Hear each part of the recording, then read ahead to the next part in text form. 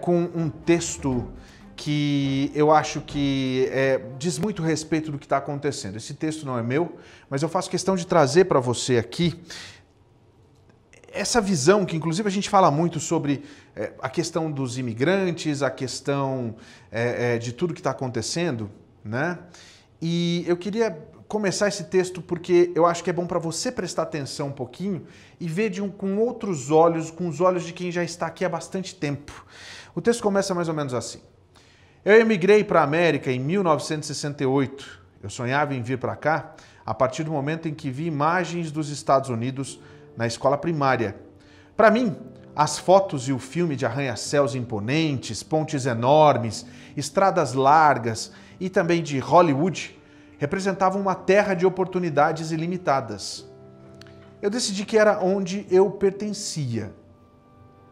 Os Estados Unidos estavam no meio de uma corrida para a Lua e no final de 1968 vimos bravos astronautas se lançando nos céus acima no espaço. Esse era o primeiro voo tripulado da Apollo. A missão deles parecia provar que este era realmente um país sem limites. Mas em 1968, como novo imigrante aqui, eu fiquei chocado ao saber que o país com o qual eu sonhava desde a infância não era perfeito. E não foi nem de perto.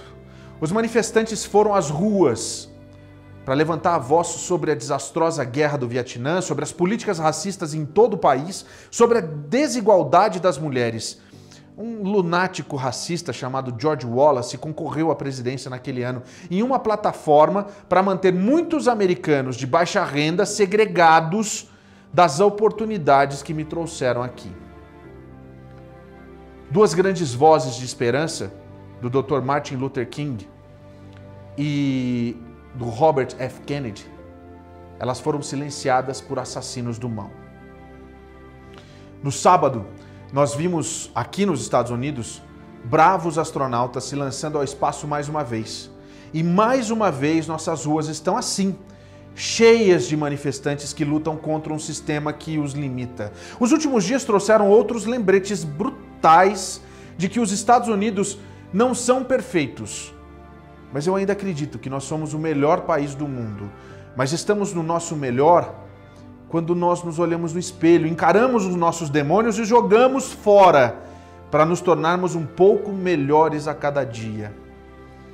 Os manifestantes que a gente vê por aí nas ruas, gente, eles não odeiam a América. Eles estão pedindo para melhorar, eles estão pedindo em nome de nossos colegas americanos que já não têm mais voz, como o Ahmaud Arbery, a Breonna Taylor, o George Floyd e muitos outros.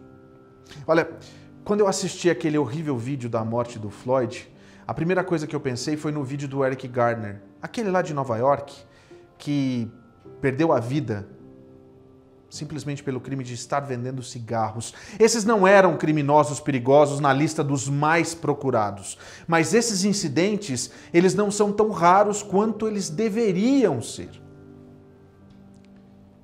Isso tem que parar. Todos nós vamos acabar ficando de pé observando isso passar. Claro que vai ser preciso treinar melhor os nossos policiais. A gente sabe que a maioria, os que são bons, também precisam de mudanças, mas tudo isso tem que parar e tem que parar agora. Isso não é um ataque à polícia. É uma crítica a um sistema quebrado. O meu pai era policial. Eu sempre torci pelos policiais. Mas você pode ser fã de alguma coisa e ainda ver o errado nela. E é claro que algo está muito errado nisso. Eu tenho um amigo, meu amigo Errol Saunders, que passou a carreira dele na aplicação da lei e atuou no Departamento de Segurança Interna da minha administração, escreveu num jornal: ainda eu fico nervoso quando eu recebo um telefonema inesperado em uma hora estranha, esperando que o meu filho, um irmão ou parente, não tenha se tornado a próxima hashtag. Agora pensa sobre isso. O Errol Saunders é professor da UCS, ele é um ex-agente do FBI, um homem honesto em todos os sentidos da palavra. E devido à cor da pele dele, quando o telefone toca no meio da noite, o primeiro pensamento é que o seu filho ou irmão possa ser um motivo da próxima marcha. Olha, eu não consigo nem imaginar nessa experiência. Se os meus filhos me enfrentam ou me ligam no horário da noite, isso me traz até alegria. Ou talvez, se eles estiverem em uma festa, uma risada. É completamente injusto que, para grande parte da nossa população, essas ligações familiares tragam ansiedade. É errado, sabe? É injusto. E é por isso que essas pessoas estão marchando hoje.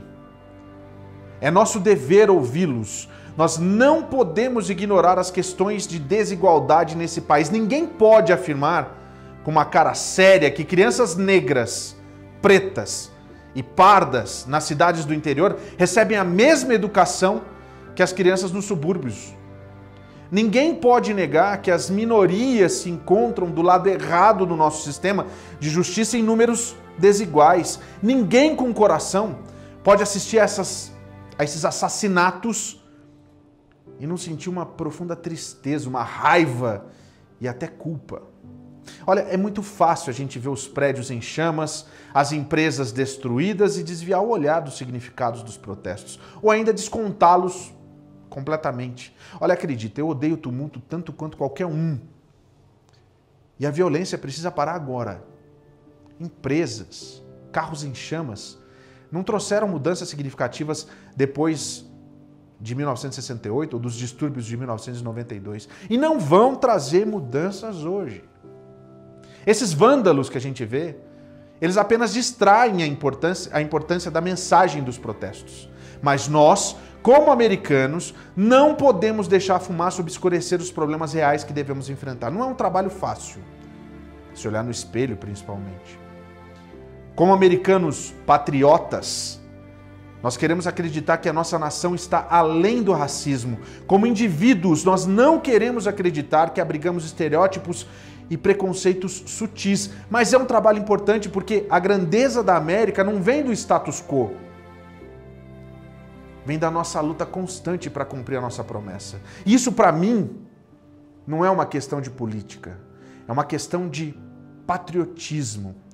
Quando Thomas Jefferson escreveu que todos os homens são criados iguais, o nosso país certamente não cumpriu essa promessa. Mas gerações, desde que ultrapassaram os limites, aproximando a igualdade cada vez mais da realidade, isso é a história americana e a gente deve lembrar que é uma história dolorosa para qualquer pessoa deixada de fora dessa promessa do Thomas Jefferson.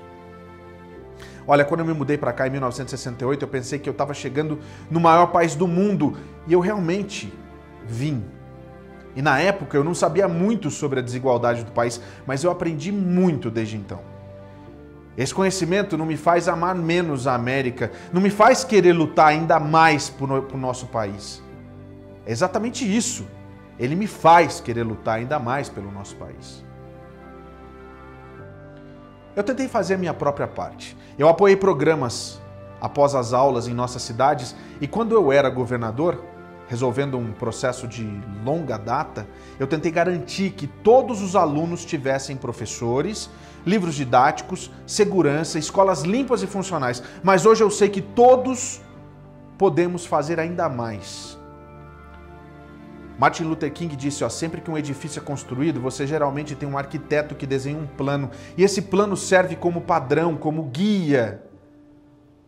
E um edifício não é bem construído sem um plano sólido, bom. Ele disse isso a um grupo de estudantes em 1967. E nós precisamos de um plano adequado e sólido para consertar o nosso país. Nós não chegamos aqui em uma administração. E não podemos consertar as coisas em apenas uma administração. Quando nós construímos o sistema de rodovias interestaduais, por exemplo, nós fizemos um plano. A gente sabia que o trabalho levaria décadas. Nós sabíamos que ia ser difícil, mas fizemos de qualquer maneira. Se nós podemos fazer isso para melhorar nossas estradas, nós também podemos fazer isso para tornar a nossa sociedade mais igual. Patriotismo não é apenas o amor cego à nossa bandeira. É o trabalho que fazemos para melhorar o nosso país para todos os americanos. Eu quero que a oportunidade limitada que me atraiu aqui em 1968 exista para todos os americanos, independentemente da cor da pele. E da próxima vez que a gente enviar um foguete para o espaço, mostrando ao mundo que nós podemos ultrapassar os limites de nossa atmosfera, eu quero que todas as crianças de uma escola do centro da cidade vejam isso como um símbolo da possibilidade que lhes espera, em vez de um símbolo de uma América que não lhes pertence mais. Nós podemos fazer melhor. Nós temos que estar dispostos a ouvir, a aprender, olhar no espelho e ver que nenhum de nós é perfeito. Nós temos que estar dispostos a nos ver como americanos e não como inimigos. Nós temos que estar dispostos a sentar e fazer o trabalho duro de reforma sem nos preocuparmos com as estúpidas falas do partido. Olha, eu estou pronto para ouvir e trabalhar para melhorar a América. Todos os dias. E você? Você também está? Quem assina esse texto é o ex-governador da Califórnia, Arnold Schwarzenegger, um austríaco que, do lado de fora da caixa, ao mesmo tempo com a experiência de estar dentro da caixa, pode trazer essa visão de imigrante que acredita ainda nesse país.